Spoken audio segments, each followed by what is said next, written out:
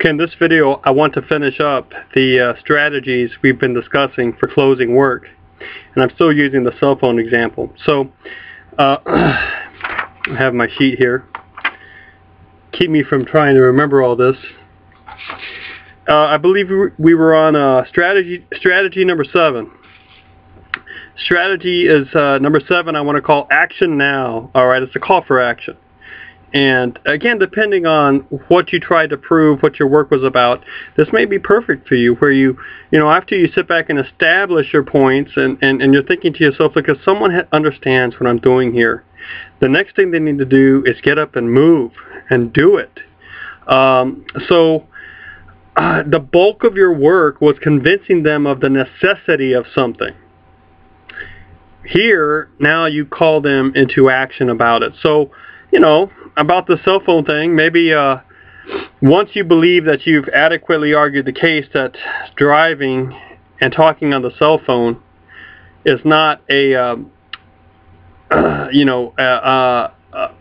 activity that a policeman can stop you for, then maybe if it is in certain states or in your state, or if you in your research you've come across a certain list of states, maybe in your closing you can call upon your readership if they're from that state, or if you can mention those states and say, you know, readers or people from these states need to call their legislators, their their representatives, their senators, and they need to start the ball rolling, because if we can lower this as an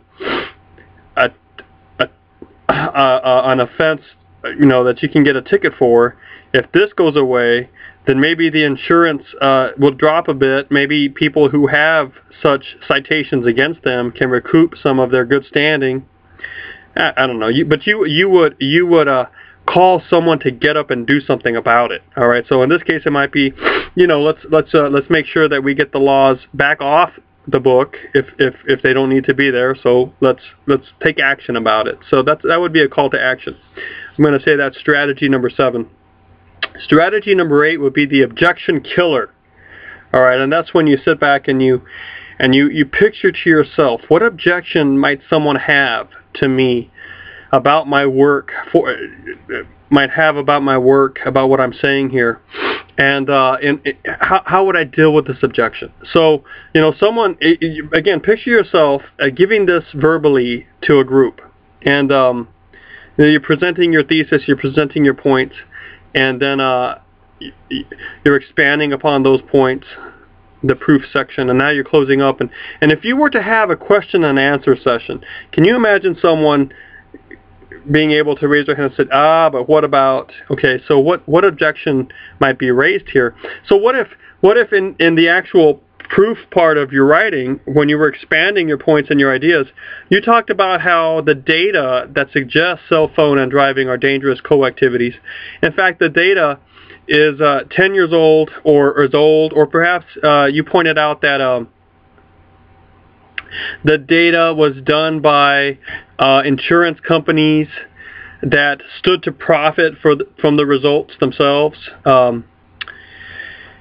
And so you were saying this in your actual paper, but then, you know, let's just pretend can you imagine someone saying, well, look, I know the data may have been old, but isn't the act of driving essentially the same, and aren't we as communicators essentially the same? I know that the tools may have changed a bit, they may have gotten more sophisticated, but as far as our ability to concentrate, our ability to multitask, even though the data is a bit old, might not it still be valid? Or, you know, they might be asking, well, so what if if the research was done by insurance companies? Or let's flip it. The research was done by anybody who stood to gain somehow on the results.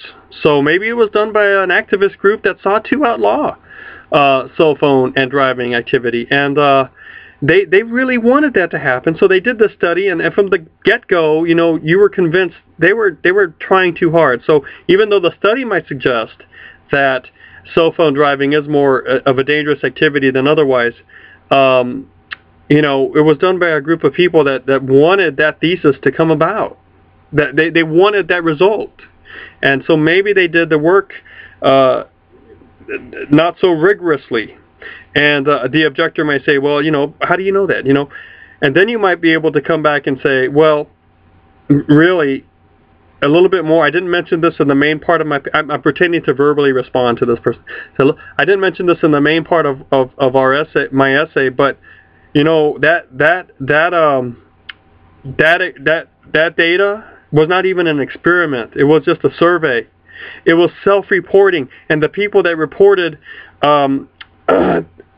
that were able to give the most detail got some sort of discount or some sort of material reward for doing the survey and for being used. If they found out that they were actually going to be used in the survey, they got a stipend or something. And can't you imagine how someone might self-report, in looking back in the past year of driving experiences and memories, might somehow overwork a certain memory without even really knowing it? We do this all the time. Might gloss over something or over-exaggerate in your memory. It's not as clear as it could be in vivid, everyday, right now in the present experience. So maybe they're making it like it was more dangerous than it really was. And self-reporting has a lot of problem with it. And you might be able to respond to the objection in your closing by saying, you know, I've established this thesis, I've set my points here. I can't imagine how someone would take issue with one point of this work, however. That's the point where I present the actual empirical data as not being so good. And someone might raise these objections, but in fact, they're not true objections, and then you start dealing with that. And that's how you might be able to close that up. So that would be number 8, the objection killer. Strategy number 8. I guess we're numbering these, so let's call that number 8. Strategy number 9, okay, in your exit is when you would then present some. If you've been itching all along the route to present some personal experience of yours, you know, like I had that experience, and that's what got me interested in this topic, and this is how I feel about it.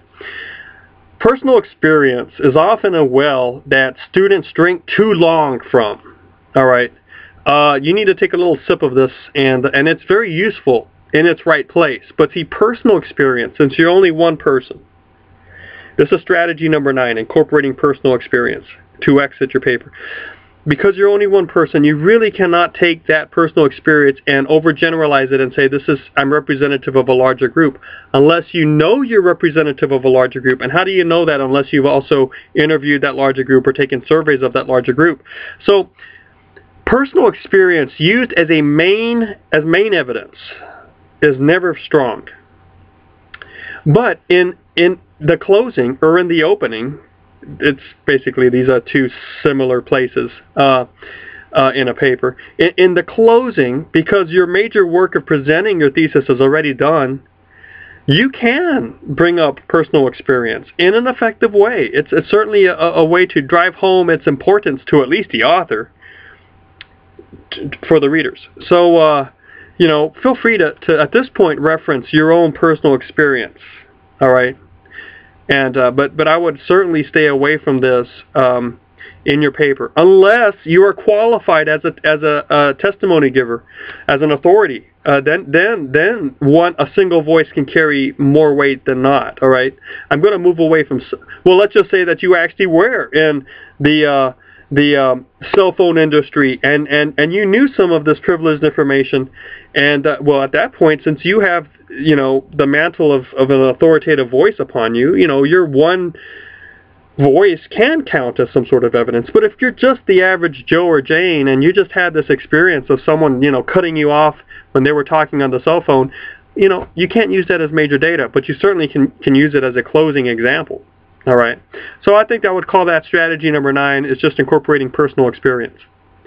Strategy number 10 is closely linked with this, okay? And that's incorporating a personal study, an informal collection of data that you think suggests something, but you haven't established it as rigorous data. So let's just say you take an informal poll or a survey of, say, your friends or maybe your classmates or your family, and you found that out of 6 people you asked, 5 had this experience. Okay, you know what? In the larger community of academic evaluators, people aren't going to think that is very good. You need to redo it. You need to better articulate the whole process. You need to have careful controls and observation methodology at work, and then you need to get it peer reviewed and published somewhere for it to gain the standing of an established fact. All right. So, but I mean, what are we going to do with these small surveys, these informal studies? Are we just going to throw them out the window? No, that's how the whole ball gets rolling, right? It starts with something small like that, as far as like the established data at the end of the road, through the rigorous controls and all that I was just talking about. It always gets started as a small idea, and then and an informal experiment or survey. So maybe you did a small survey. Here the point is, the place is now to bring it up as maybe suggestion of new data or new information that might actually help your case or lead into further research or something like that. Now, this last strategy, the bringing in of an informal survey or poll or experiment to once again reestablish your thesis in the minds of the readers as a really good goodbye wave to it. This is different from one of the strategies, which was strategy number 2, further research, suggesting the need for further research, because usually that one is just that. I mean, and maybe you've run across it in your reading. People just say, well, more research needs to be done on this, and that's it. This one is sort of saying, hey, you know, in closing, I want to share with you something interesting that I found in an informal study. I found that 8 out of 10 people actually can't remember the last time they talked on the phone when they drove, or something like that. You see, so it would be, you never want to introduce new data that radically changes your thesis, or that presents to deal with it properly would need another 2 pages. You never want that sort of data, but something small like this that leaves the reader with something to chew on, and you can do these quickly. These informal polls or surveys, if you're going to place them in your paper, it would be at the very beginning or at the very end. Never in the middle. So that would be, I would consider that an exit strategy. So just as review, let's go over the 10 that we've come up with. Okay, number 1 is a guess at why, trying to explain it after you've established it. 2, the need for further research. 3, answering the so what question. Strategy number 4, exit strategy number 4, the warning. Exit strategy number 5 would be circling back. Exit strategy number 6 is qualification, where you kind of step back a little bit and say, well, I understand how this is not so firmly established, but we're getting there. Exit strategy number 7 is the action now strategy. Number 8 is the objection killer. Number 9 is incorporating personal experience. And number 10 is bringing in personal and informal survey or poll to give the reader something that you want at the end. So maybe incorporating personal small study or something like that. An informal study, informal data. And I never did present this as its own strategy, but the one thing that you really should do, let's just call it strategy 11, but it's a ubiquitous strategy. It should be everywhere. Is that you quickly recap your thesis and your main points, and that could be in 2 or 3 sentences. So what I really want to see these exits do is open up with something like, in this paper I've sought to establish the thesis that, in doing so, I've also made the points that, and here are your subpoints. And then after that, and that could be 2 sentences, 3 sentences, well-developed sentences. Then I think I want to see one of these 10 be coupled with it. And that, I think, would make a pretty good ending paragraph. Good luck to you in doing that well. It's easier said than done.